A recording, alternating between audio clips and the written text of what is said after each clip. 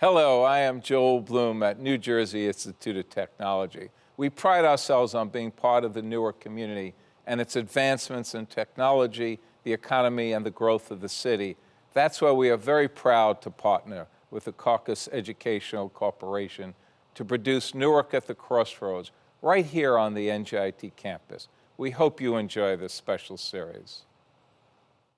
Funding for this special edition of One-on-One with Steve Adubato at NJIT has been provided by NJIT, New Jersey Institute of Technology, Investors Bank, the Healthcare Foundation of New Jersey, founded by the Jewish community, Century 21 Construction, Prudential Financial's Global Communications Department, the New Jersey Education Association, and by the Fidelco Group. Promotional support provided by NJ.com. Small news, big news, true Jersey. And by NJ Biz. All business, all New Jersey.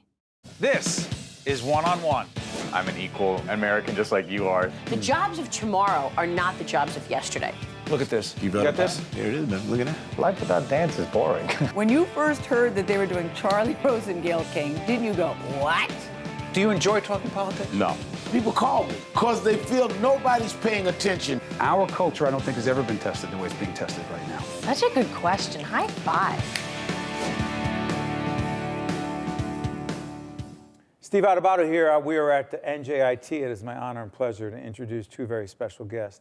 First, the former governor of the great state of New Jersey, Jim McGreevey. Also, he is the executive director of the Jersey City Employment and Training Program, and his colleague, John Koufos, executive director of New Jersey Reentry Corporation and deputy reentry director, Jersey City Employment and Training Program. Good to see you guys. Great to be with you, Stephen. This is beyond the fact that you have complicated titles other than the governorship that we all get. Let's put this in context, Jim. We've talked offline a lot about this, and you've become a leader in the state on prisoner reentry. Tell us exactly what the New Jersey Reentry Corporation is, Sure. And then put this guy's story into context. What we're about is in New Jersey, we have 20,000 people that are in state prisons. We have people all throughout county jails. And tragically, in this country, we're 5% of the world's population. We're 25% of the world's incarcerated population. As a country, we lock up and imprison more fellow Americans than any country in the world. Russia's second. And obviously, locking people up, from my mind, doesn't necessarily do much good. If you were going to treat a drug addict, if you were going to treat an alcoholic, you wouldn't necessarily put them in the midst of someone who's violently criminal.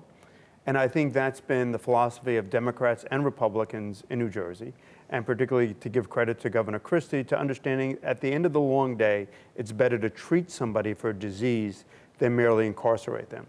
And so we worked cooperatively in Jersey City on employment, on housing, on addiction services, and through the largesse and the commitment of the governor and bipartisan basis of the legislature, we've expanded to Newark, expanded to Patterson, to Toms River, and to Kearney. And John can tell his own story. So I spent the first roughly 8 to 10 years of my life as a criminal defense lawyer, did trials, murders, and things of that nature. But a 20-year battle with alcohol was looming overhead. I grew up in a very difficult household. My father, a federal fugitive, mom, a teenage mom, and her own issues.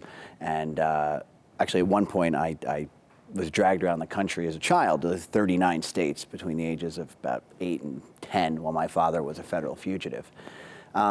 Difficult upbringing. I started drinking at 15 and never stopped until 2012.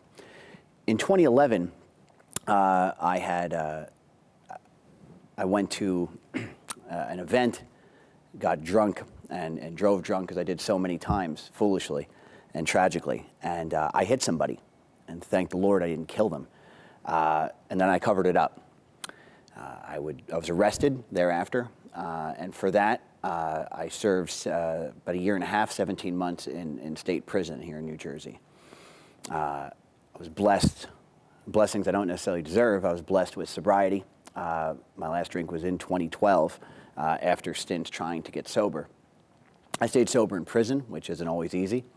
And when I got out, I had lost my home in Ocean County, which is where I'm from. Was wiped out. a law school roommate took me in, and in Hoboken, in Hudson County, and that's how I even got here. I had read about Governor McGreevey when I was away and when I had gotten out, and I had asked to volunteer because what I saw. Volunteer in? Oh, in Jersey City. Because what I saw when I was in prison was I saw folks who kept going back and forth for many technical. Back and forth to prison. Yeah, for technical violations. I'd be there, a guy would be released to a halfway house or be released and come right back because he owed a municipal court fine of a few $100s that he couldn't take care of. He had child support obligations that he couldn't take care of, and that triggered an arrest, which triggered his inability to participate in parole or probation. So when I got out and I was volunteering, I asked to just speak to the clients, particularly the addicts, and connect them with my old friends. All my old friends are lawyers, of course, because that's what I did for nearly a decade.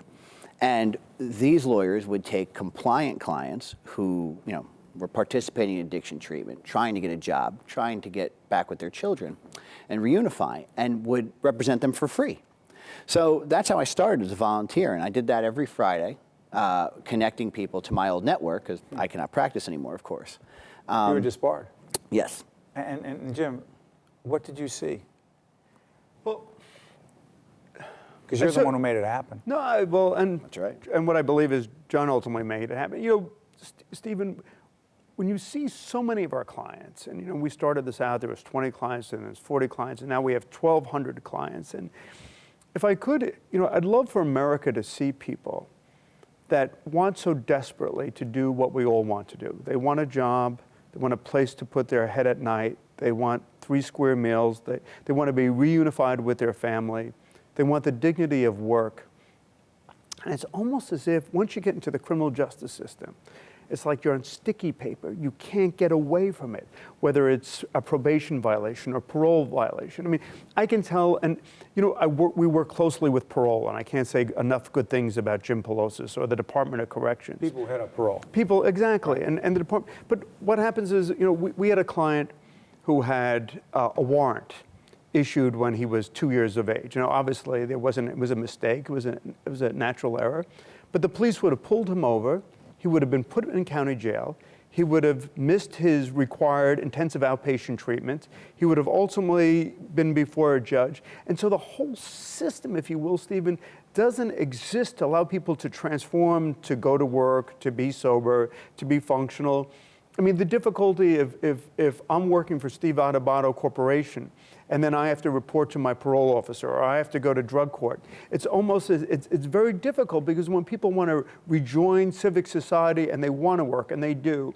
I mean, there's a difference between the young guys, we call them frequent flyers, who come in and go out, come in and go out, come in and go out, as opposed to the guys that, went in under NERA, the No Early Release Act, in 15 years and 18 years. And Stephen, they've had it. They don't want to go back to prison. They want to change their life.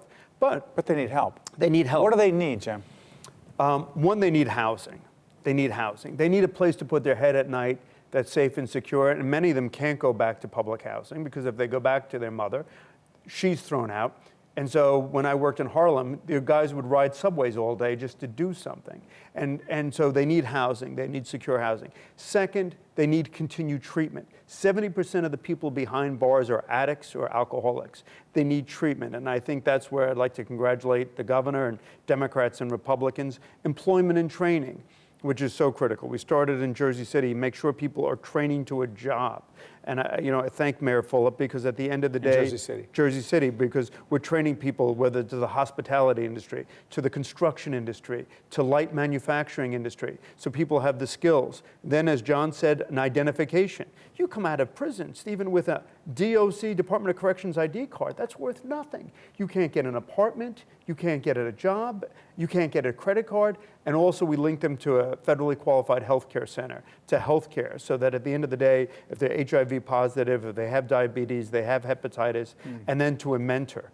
So it's when I did this in seminary, I remember I was in New York and I was like, mother of God, there's so many different systems, conflicting regulations, qualifications. And I was blessed with the ability to go to law school. I don't understand this crap. How does somebody who's been in prison for 10 years, how do you navigate this? Right. And that's what we do. That's what the corporation does. That's what we do. We're navigators. And so on your end, what do you feel you bring to the table as the leader, as the day-to-day leader of the organization? What impact do you feel you have? Well, you know, I bring, I think, a lot of credibility to the folks in the program from a completely different perspective. So having Governor McGreevey, of course, is a blessing to the reentry community. But when you're sitting there with folks who have done time, oftentimes they don't want to speak to other people who haven't done time, right? I would liken it to certain parts of drug and alcohol recovery. You do better when you speak to a sponsor that's been through it. And the fact that I can be that sort of bridge between the clients and any number of administrative or programmatic issues, I think has been really helpful. I started as a case manager. So when I first started, I didn't start as a director. I was working with the guys one-on-one to fix their issues. So I think in that sense, and I think it shows them that there is a way back. I mean, we're all on our road back from somewhere.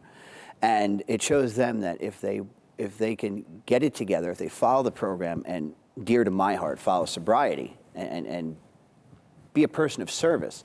You know, when I was practicing, I thought I knew everything. I mean, I thought everything about the criminal law system. I thought I knew everything. I thought that I was the authority on all things in this subject. And then, you know, the prison door closes behind you. And I got to know my clients in a way that I never knew. And they would come into my office, and we had great relationships, and I never knew what they were going through. I knew what they felt. I never knew how to make them better. I knew how to steer them away from trouble, right? I knew how to protect their constitutional rights. And I think that now we have the opportunity in these sites to bring them sort of to redemption. Let me ask you this. Jim, you understand it governmentally, you understand it politically, you understand the economics of this. You understand government at the highest level. You dealt with some New Jersey politics. Sure. And you've made it clear you don't want to talk about that. That's fine. Is this a political issue? I think this is as much of an American issue. Is it bigger than politics? It should be. Way bigger. I think, Stephen, when you look at I hate to say this, but when it was just urban communities, read Black and Latino, that were dying from the scourge of heroin, frankly, very few people gave a damn. And now when you see numbers of Caucasian white kids, I mean, the epicenter in New Jersey, it's Ocean County, it's Cape May. It's happening nationally. It's actually affecting white mortality rates.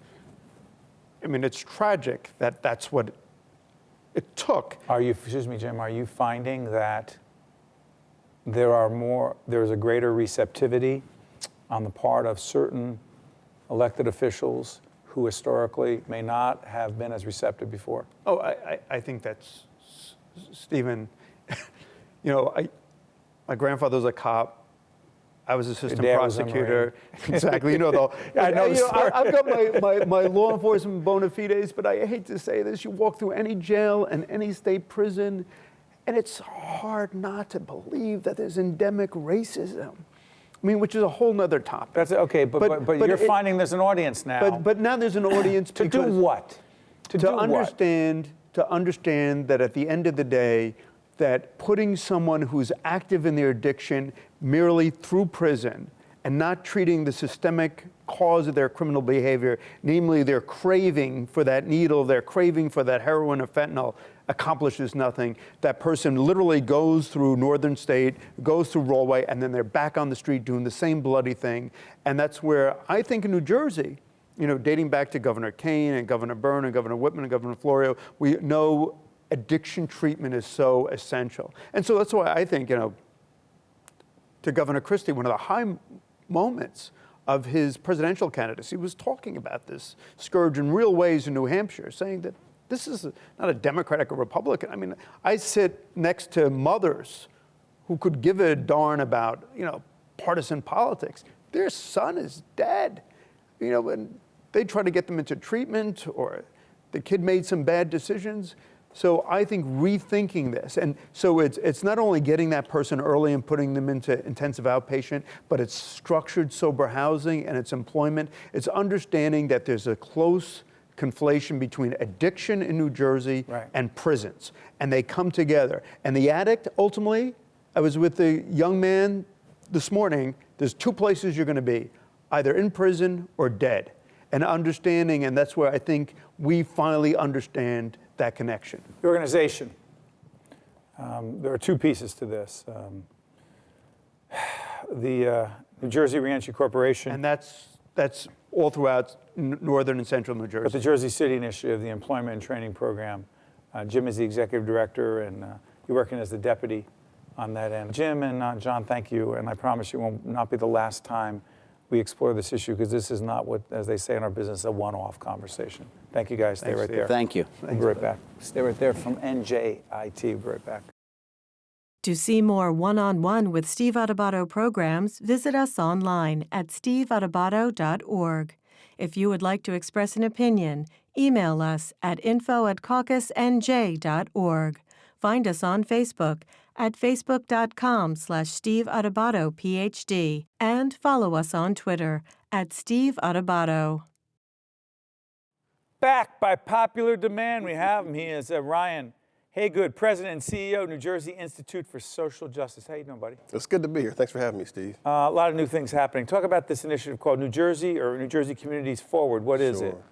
So New Jersey Communities Forward is an initiative of the Institute for Social Justice that really was inspired by what we've seen happen across the country with respect to the police and law enforcement relationship over the last couple of years. Some of these heartbreaking shootings we've seen of unarmed African Americans in particular, and it really was something that we saw as a cautionary tale for us here in New Jersey. We looked at what we saw happening in Baltimore, Ferguson, more recently in Baton Rouge, and in Minnesota, and we thought about how we could use what's happening in other cities as a cautionary tale for us here in New Jersey. So New Jersey Communities Forward concretely is an initiative where we have very difficult conversations in a safe space with law enforcement, high-level law enforcement, and community leaders about how we reimagine the relationship between law enforcement and communities. Ryan, let me ask you this, because you and I, right before we got on the air, I said to you that we've been thinking about doing the same sort of thing, only from a broadcast perspective.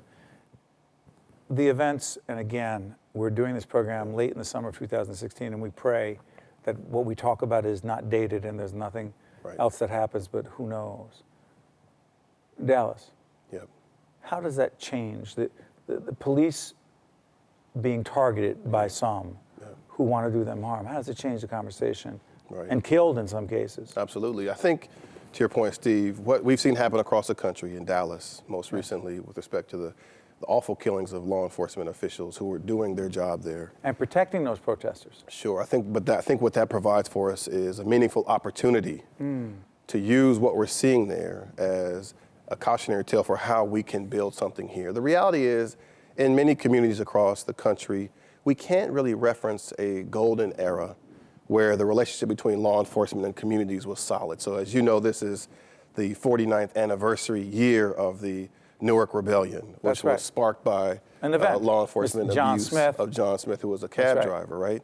And I think what folks in Newark in particular have been waiting for in the last 49 years is a way to have a conversation about how we reimagine the relationship anew between law enforcement and community leaders. And so what we've seen— excuse me, Ryan. Sure. The federal government is, in fact, absolutely, through the Department of Justice, overseeing the City of Newark Police Department, and there is, in fact, someone overseeing that police department on behalf of the federal government. That's right. And so as a result of the last sort of 49 years of a strained relationship between law enforcement and community, the city entered into a consent decree with the Department of Justice to really transform the Newark Police Department. There's a federal monitor, Peter Harvey, former Attorney General, former Attorney General, who's overseeing this transformation, and the Institute is a part of that team that's working to ensure that that transformation happens. And here, I think, for us, there's an opportunity in Newark, in Camden, in Irvington, in Atlantic City, in Trenton, to reimagine the way that policing happens,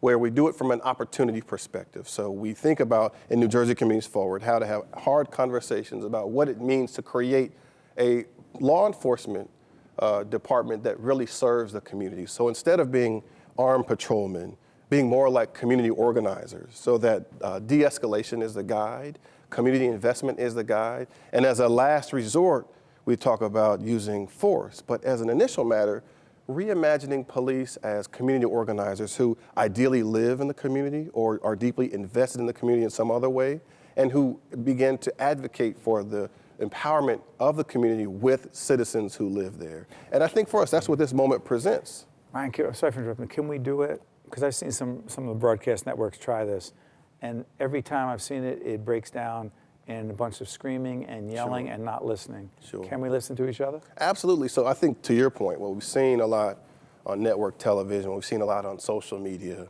Facebook and Twitter, is a very polarized not listening, talking America, past each other. right? So there's this idea that you can only be in the Black Lives Matter camp or the Blue Lives Matter. But here's the reality. Following the recent shootings we've seen that are heartbreaking, we know that we have enough space in our heart to be proponents of Black Lives Matter and to support the police who are doing their jobs. So we don't have to be divided in these camps where you're either this or you're this. There's space in the middle, because in the communities we're seeing that residents of our urban communities in particular want to live in safe communities. They want to be empowered in those communities, and they want to work with law enforcement to ensure that those communities are empowered. So it's not an either-or proposition.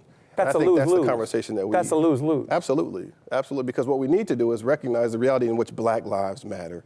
And the reason why we need to focus on that, the focus on Black Lives Matter, is because we've seen in many of these shootings across the country that that's still in question. And that is a reality that we've been having this conversation really since Black folks came to the country. Sojourner Truth asked this in the midst of slavery, am I a woman? In the 1960s, Black sanitation workers in Tennessee pronounced that I am a man. And more recently, young folks in particular are leading a movement to answer the question that has been posed really from the beginning of time, from the time that Black folks came to America, that Black lives matter. But that's not an exclusive focus. That's to affirm a reality. But it doesn't also mean that law enforcement shouldn't be empowered to join with communities and do their work as well. And police need to be able to articulate and be honest about the fact that some of them feel that they are being targeted and their job is virtually impossible. Some of them feel. Now, some of them don't want to articulate that. Sure. Some of them are uncomfortable saying that because it implies certain things about what they may or may not be willing to do their job they've been sworn to uphold. Sure. I mean, well, one of the things we've seen in New Jersey Communities Forward, we have these conversations, high-level law enforcement, community leaders, and one of the things we agree on is that police officers are often asked to do much more than is reasonably required. So they're doing social service, they're performing services to administer a number of needed things that other agencies are better but if no one else is doing it. And so part of what we need to do is to create systems where law enforcement are empowered to help increase safety and empower communities, but also join with social service agencies to provide other things that police can't provide. Right, before I let you out of here, do me a favor, talk about some of the economic jobs initiatives. Go ahead. So you really can't talk about community safety without talking, we talked about this last year, without talking about economic empowerment. So one of the things that the Institute is doing later this fall is launching an economic mobility campaign that really has at its heart connecting local residents to work. So in the city of Newark, local residents hold just 18% of all the jobs in the city, which means that 82% of those who work here in every industry, from the corporate community to the hospital community, to the manufacturing community, to the Newark port, to the Newark airport, 82% of those who are employed in the city don't live in the city. Doesn't make sense. And the majority of jobs in the city pay more than $40,000. Doesn't make sense. But local residents have just 10% of those jobs paying $40,000. So part of our charge is to create a pipeline, a blueprint that seeks to connect local residents to work in a way that drives down the unemployment gap between the city of Newark, one of the poorer cities in the state, and the state of New Jersey, one of the wealthiest states in America. And that's achievable. And we're starting with an anchor institution strategy where our anchor institutions begin by thinking about how they contribute to driving down unemployment by empowering local residents with the skills they need to compete for the jobs and ultimately the jobs themselves. And this is deeply interconnected. You're hopeful. To the criminal justice reform. You're hopeful. Absolutely.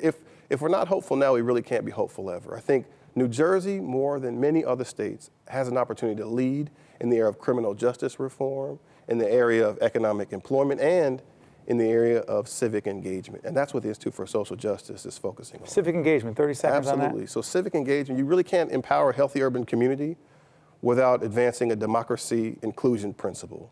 That is to say, helping urban residents understand why voting is important, helping them to achieve greater access to the ballot box, and helping them to ensure that the folks they elect are accountable to agendas they create. Getting people to vote is key, right? Absolutely. We're seeing this now. This is going to be one of the most contested presidential elections in recent history, if not in American history. And when people see this after the election is the gubernatorial race in 17. That's right. And what we're seeing in the 2016 election is a primer for what we'll see in the 2017 gubernatorial election. There's a lot on line. Ryan Haygood, President and CEO, New Jersey Institute for Social Justice, an organization making a huge difference. Thanks for having me on the show, Steve.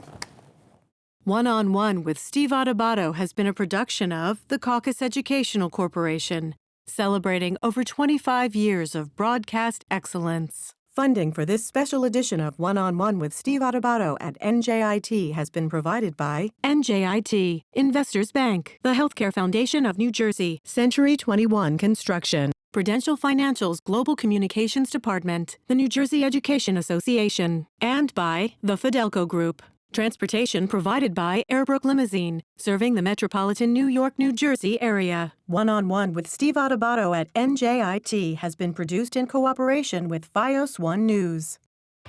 I think at NJIT there are a lot of smart students. I came to NJIT for mechanical engineering because with in-state, it's one of probably the top 3 schools for engineering.